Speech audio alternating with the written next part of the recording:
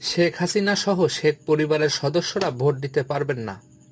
আসন্ন ত্রয়োদশ জাতীয় সংসদ নির্বাচনে ছাত্র জনতার অভ্যুত্থানে ক্ষমতাচ্যুত প্রধানমন্ত্রী শেখ হাসিনা ও তার পরিবারের সদস্যরা ভোট দিতে পারবেন না। বুধবার নির্বাচন কমিশনের সচিব আখতার আহমেদ বিষয়টি নিশ্চিত করেছেন।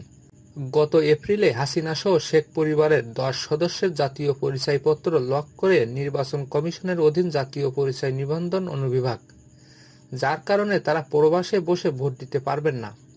ইসি সচিব বলেন, যাদের এনআইডি লক আছে তারা কেউ প্রবাসে বসে ভোট দিতে পারবেন না।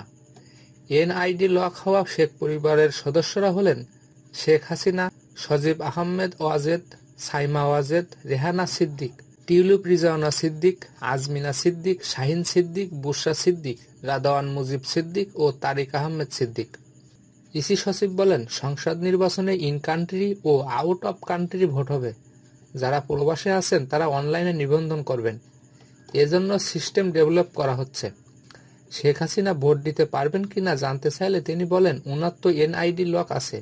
যাদের এনআইডি লক আছে তারা কেউ ভোট দিতে পারবেন না।